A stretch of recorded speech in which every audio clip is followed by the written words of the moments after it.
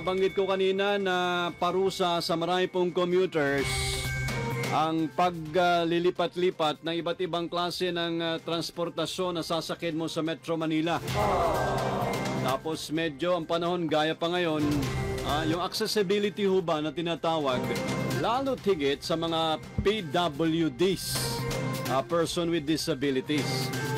Sinubukan mismo kanina umaga ng spokesperson ng Partnership for Inclusion, Accessibility and Safety in EDSA.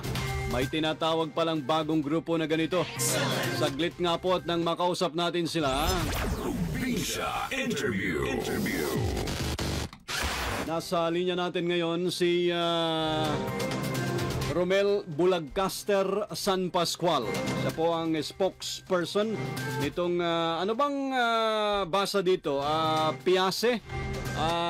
Sir Romel, magandang tanghali. Welcome sa Abante Radio. Yes, magandang hapon, Sir Buddy. Opo. At sa inyong mga tagapakinig at tagapanood. Kamusta ka na, Romel? Okay lang. Opo. Katulad pa rin ng dati na magkakasama pa tayo. Si Romel po ay estudyante ko sa Open University sa PUP. That was like how many years ago, Romel? Maraming salamat. Maliit lang talagang mundo. Yes, sir. Opo. Anong basa ba dito? PIASE o paano ang basa nyo dito sa acronym ng Partnership for Inclusion, Accessibility and Safety in EDSA? Yun nga, siguro parang, kasi hindi ko na Oo. Piase siguro. Piase. Okay. So ano nangyari ngayong araw na ito? Kasi napakaganda, Romel, yung binabanggit ng mga iba nating kakilala at kaibigan sa concern nila sa pagko-commute dito sa Metro Manila. Ano yung nangyari ngayon? Kwentuhan mo nga muna yung ating mga taga-subaybay at inyong mga supporters. Ganito yan, Sir Buddy. Nagkaroon kami ng isang gawain na para maipaalam sa ating pamahalaan at sa ating mga mamamayan na itong grupo na ito ay nagkaroon ng mga pag-uusap at tayo nga ay ang resulta ay magkaroon ng walkthrough sa mga matataas na inaakyat sa pagtawid sa EDSA, pag-akyat sa bus carousel, EDSA carousel, at iba't pang mga sasakyang pampubliko dito sa atin sa Metro Manila. Ikaw ba yung nakikita namin dito sa inilalabas namin sa Abante Radio na video, Romel, na inaalalayan? Ano ito? MRT to? LRT? Bali, nandito ako, umakit ako kanina. Doon sa tinry ko kung makakaakyat kasi talagang walang kakayahan na umakyat kasi mismo yung naka-wheelchair na ako ngayon, Sir Buddy. Ay, ganun ba? Ayan, nakikita nga namin. Opo. Naputol na rin yung isang paa ko. Sana, below the knee.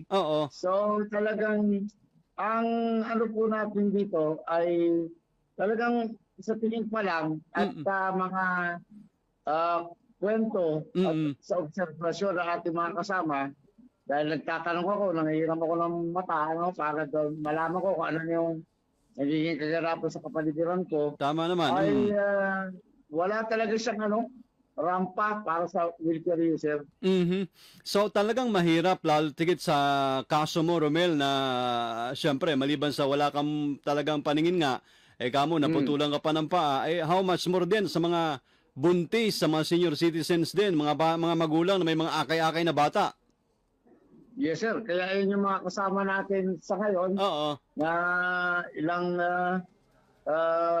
wala pang isang buwan at usap-usap kami dahil isa ang nilalayon at ito nga ay para maipaabot yung dapat laging kasama kami sa mga plano gagawing konsultasyon. Oo nga, At saka sa disenyo rin sana ng mga ganyang infrastructure. Ano bang masasabi mo sa infrastructure natin sa gobyerno sa ngayon? Ay, nako, magandang tanong. Opo. Sir Buddy, kasi talagang sa akin po hindi ko nakikita. Almost 30 years na akong bulag. Opo. Nung ako'y nakakalakad pa, pero totally blind ako. Talagang ang dating po sa akin ay marami pong istruktura na ginawa para sa sektor na may kapansanan at sa pangkalahatan ay napakahirap i-access kasi talagang kung di siya sobrang taas, masikip. Katulad po nung dito sa Mega, sa May Kamuning, no? Saan tinry ko po na i-access para makarating ako sa bus carousel. Ay talagang napaka-imposible. Talagang wala itong design para sa gumagamit ng wheelchair. Yung sinasabi mo ba, yung Stairway to Heaven? Yes, oo. Ito, tinry ko natin Stairway to Heaven. Siguro matagal pa ako mapupunta dyan, kaya hindi ako pinayagan. Baka Stairway to Hell ang nangyari doon sa, yung tumatawid sa MRT, sa Riles, ano? Saglit lang, so paano nagkaroon kamo kayo ng grupo, Romel, iba't iba mga mamamayan to na nagmamalasakit sa bayan sa usapin nga ng accessibility. Sino-sino pa yung mga kasama nyo dito para mabanggit lang din natin? Kasama po natin dito yung ating mga riders. Kasama po natin ang bus operators. Kasama po natin ang senior citizens with disability. Kasama po natin yung mga buntis, no?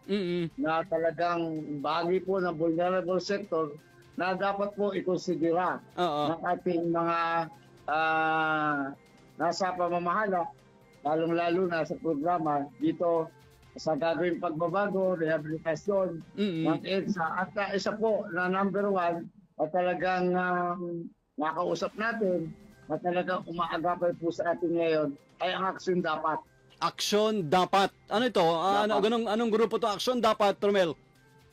Ang Aksyon Dapat po ay isang party list. Okay. No? Na talagang sa kanya pa lang na platform of government ay nakita po natin na ang kanyang gustong gawin at bigyan ng importansya ay yung kalusugan, yung kapayapaan, hanap buhay, kaalaman, yung edukasyon, yung talagang kailangan para ang mamamayang Pilipino ay maging produktibo at maging bahagi ng pag-unlad ng bansa Pilipinas. Romel, balikan natin yung Aksyon Dapat party list na binanggit mo, pero gusto ko rin lang din na bigyan ng pagkakataon, ano ba yung EDSA Bus Carousel sa ngayon? Paano siya nakatutulong o hindi ba siya nakakatulong para po sa mga may kapansanan?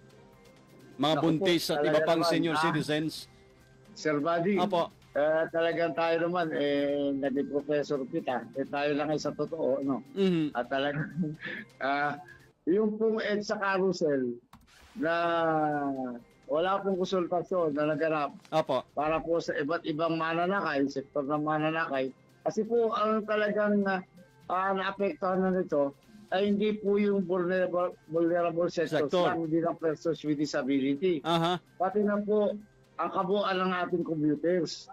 Kasi po, katulad po ng sa business, natamaan din po ito eh. Kasi po yung yung sakayan po ng bus noon sa EDSA ay lahat nasa kanan. So, yung kanan po, talagang, kumbaga, yung mga business dyan ay buhay na buhay noon. Tapos po sa ating mga vulnerable sector, sa ating mga may kapansanan, senior citizens at iba pang vulnerable sector, ay yung kaligtasan po ang ating nakita na dapat po bigyan din ng importansya. Kasi po, sa mataas na akyatin para makarating ka sa EDSA Carousel, ay tatawid ka pa, lilipat ka ng at sasakay ka sa kaliwa na talagang napaka-delikado sa ating mga mananakay. So, pahirap, pasanin, hirap at panganib para pala sa mga PWD sa nangyayari at iba pa mga nasa sektor ninyo, Romel.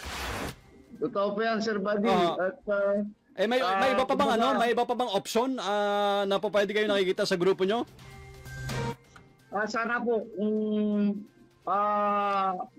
makabot sa ating Pangulong BBM na yung pong EDSA Carousel, lalong-lalo na po yung bus carousel, ay lalong-lalo po ngayon na ito ay re-rehab ang EDSA. Oo. Sana po ay sa pag-rehab pa lang nito, ay ando na po ang sektor ng mga mananakay upang kung naman po ang dapat pong itama sa mga struktura na ito ay magawa na hindi yung pag meron po Reklamo. pag-abot ng hinaing, Oo. i-referin, Oo. tsaka po tayo tatalima, mas maganda na po. Menos gastos pa sa pamahalaan. Romel, baka naman si Secretary Vince Dizon ng DOTR sensitive and at the same time malapit sa inyo sa PWDs, matulungan kayo dito sa bagay na to. Sana po, Sir Buddy, at alam naman natin na ang ating pamahalaan ay Oo. talaga po katulad po ng Batas Pambansa 344, Apo. yung accessibility law, Correct. ay binibigyan naman po nila ng tamang implementasyon. Aha. Alam po siguro, makonsulta po yung talagang gagamit yung basket na yan, yung EDSA carousel na yan. Hindi lang po dito sa Metro Manila. Kasi po, talagang hindi lang po mabigat sa pagbibiyahe. Pati na lang po sa gastusin dahil nagkaputol-putol po ang biyahe ng mga bus. Tama po yun. At kapos lang tayo sa oras, Romel. Buwan naman ng pag-uusap lang naman natin to sa valid concerns po ng sektor ninyo. Nabanggit niyo yung action dapat party list. Sinong namumuno dyan? At ano yung maikling pwede mong ma-share ngayon bago tayo magpaalam tungkol sa action dapat party list? Ang action dapat party list po ay pinanguna nating number 1 nominee na si dating Department of Agrarian Reform Secretary, dating congressman ng Pangasinan at naging co-chair ng peace panel para sa ating peace negotiation na ginanap po sa The Hague at sa iba't ibang international peace talks. Sino po yan? Sino yan? At si Congressman Hernani Ayun! sa number 1. Long time no see. Opo. Ang number 2 po ay si anak ni Senator Raul Roco na si Bo Roco. At pangatlo po ay si Ed Lagman. Kala ko ikaw na. Bali sa tubo ito. Alright, sige.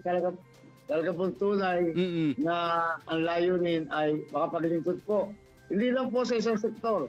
Sa kabuuan po ng ating mga vulnerable at mga commuters at iba't ibang 14 na bata ng sektor po ng ating grupo. Okay, action dapat party list. Sir Romel, maraming salamat sa oras sa ulitin ha. At mag-iingat po kayo. Maraming salamat sa inyong grupo at good luck.